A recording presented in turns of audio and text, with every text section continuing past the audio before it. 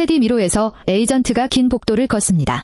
사과를 먹거나 목표 지점에 도착하기 전까지 외부 보상은 거의 없습니다.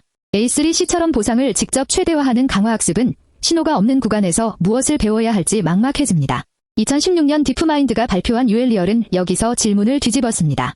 최종 보상이 오지 않아도 화면에서 일어나는 변화와 보상 직전의 징후를 별도 과제로 계속 학습시키면 본래 게임도 더 빨리 배울 수 있지 않을까? 이 영상에서는 A3C 뼈대 위의 픽셀 컨트롤, 리워드 프레딕션, 밸류 펑션 리플레이가 어떻게 붙는지, 그리고 논문에서 보고한 아타리와 레버린스 결과가 실제로 무엇을 뜻하는지 차례대로 살펴봅니다. 기본 에이전트는 A3C입니다. 여러 작업자가 환경을 병렬로 탐색하고 CNN이 화면을 읽고 LSTM이 최근 경험을 기억합니다. 한쪽 출력은 다음 행동의 확률인 정책이고 다른 출력은 현재 상태에서 기대되는 누적 보상인 가치 함수입니다. 이 구조는 병렬 경험 덕분에 빠르고 부분 관측 환경에도 강하지만 공유 표현을 업데이트하는 핵심 근거는 여전히 외부 보상입니다. 미로를 걷는 수백 프레임 동안 보상이 0이라면 벽의 모양이나 회전했을 때 달라지는 시야가 나중에 중요하다는 사실을 충분히 강조하기 어렵습니다. UL리얼은 A3C를 버리지 않습니다. 같은 CNN과 LSTM의 보조 학습 헤드를 연결해 하나의 경험을 여러 학습 신호로 재사용합니다. UL리얼의 이름은 Unsupervised Reinforcement and Auxiliary Learning의 앞부분을 합친 것입니다. 구조의 중심에는 A3C 손실이 있고 여기에 세 가지 손실이 더해집니다. 첫째는 화면의 각 영역을 얼마나 바꿀 수 있는지 배우는 픽셀 컨트롤입니다. 둘째는 다음 순간의 보상이 0인지, 양수인지, 음수인지 맞히는 리워드 프레딕션입니다.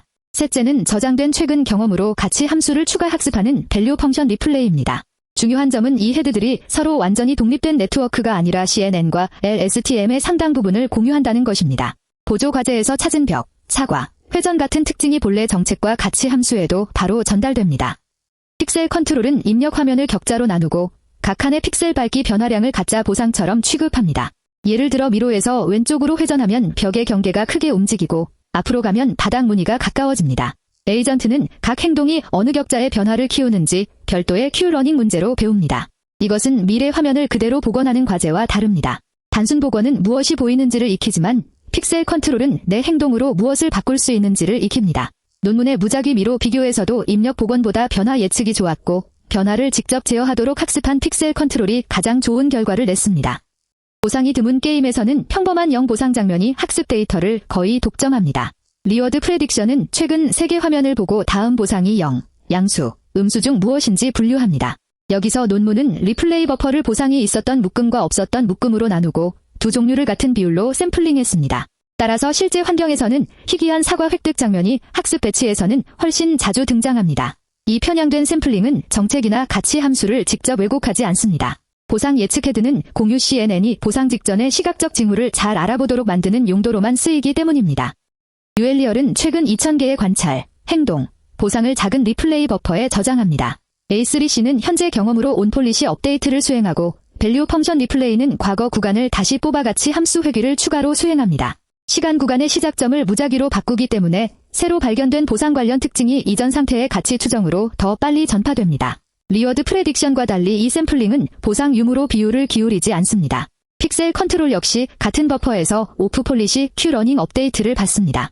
즉 하나의 짧은 경험 저장소가 보상 예측, 화면 제어, 가치 반복 계산이라는 서로 다른 복습 방식을 공급합니다.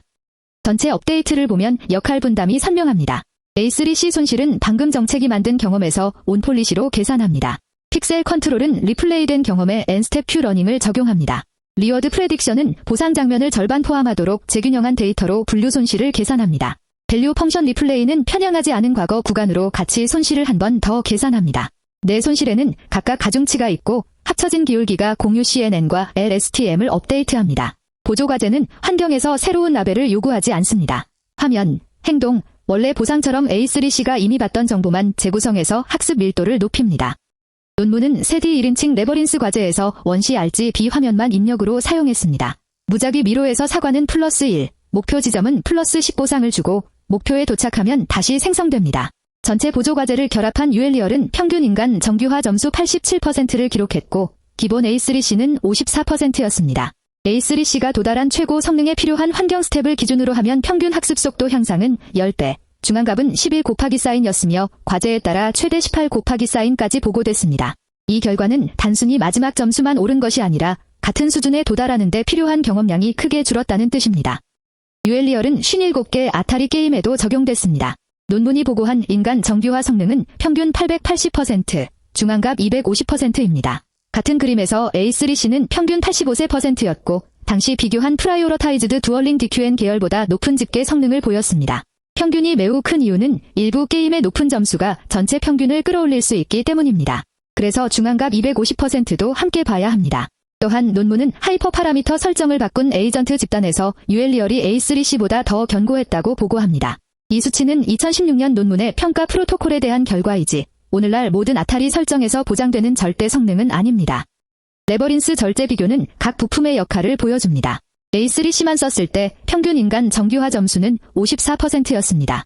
밸류 펑션 리플레이만 추가하면 57%, 리워드 프레딕션만 추가하면 72%, 둘을 함께 쓰면 79%였습니다. 픽셀 컨트롤을 단독으로 붙인 A3C는 81%였고 세 가지를 모두 결합한 유엘리얼은 87%였습니다. 이 비교에서 픽셀 컨트롤의 기여가 특히 크지만 보상 예측과 같이 재생도 서로 보완합니다. 단순 이미지 복원 손실보다 입력 변화 예측이 좋고 변화 제어가 더 좋았다는 별도 실험도 같은 방향을 지지합니다. 핵심은 보이는 것을 복사하는 것보다 행동으로 바꿀 수 있는 구조를 학습하는 편이 강화학습 표현에 더 직접적이었다는 점입니다. 유엘리얼의 아이디어를 모든 게임에 그대로 복사하면 안 됩니다. 픽셀 컨트롤은 화면 변화가 중요한 사건과 연결될 때 유용하지만 파티클 효과나 카메라 흔들림처럼 의미 없는 픽셀 변화가 큰 게임에서는 잘못된 특징을 강조할 수 있습니다. 리워드 프레딕션은 보상 직전 장면을 잘 찾지만 지연 보상이 매우 길거나 보상 부호만으로 사건의 의미를 구분하기 어려우면 정보가 제한됩니다. 보조 손실 가중치가 너무 크면 본래 정책보다 쉬운 보조 과제의 표현 용량을 낭비할 수도 있습니다. 논문 결과는 특정 A3C 구조와 당시의 아타리, 레버린스 설정에서 나온 것입니다. 따라서 적용할 때는 보조 과제의 점수만 보지 말고 실제 게임 행동과 데이터 효율이 함께 좋아졌는지 확인해야 합니다. 새 게임에 유엘리얼식 보조 학습을 넣는다면 같은 시드, 같은 환경 스텝, 같은 A3C 설정으로 대조 실험을 시작합니다. 첫째, 목표 점수에 도달하는 데 필요한 스텝을 비교해 데이터 효율을 봅니다. 둘째, 미로의 회전, 아이템 접근, 적조준처럼 픽셀 컨트롤이 강조하는 영역이 실제 의사결정 대상과 겹치는지 히트맵으로 확인합니다. 셋째, 리워드 프레딕션이 희귀 보상 직전 장면을 제대로 분리하는지 혼동 행렬을 봅니다. 넷째, 보조 손실을 하나씩 제거해 행동 변화의 원인을 찾습니다. 이동 경로가 짧아졌는지, 사과를 더 일찍 발견하는지, 실패 후 같은 구간을 덜 반복하는지까지 기록해야 왜 좋아졌는가를 설명할 수 있습니다. 유엘리얼의 가장 오래 남는 교훈은 보상이 없을 때도 에이전트가 스스로 풀 수 있는 관련 문제를 설계하라는 것입니다.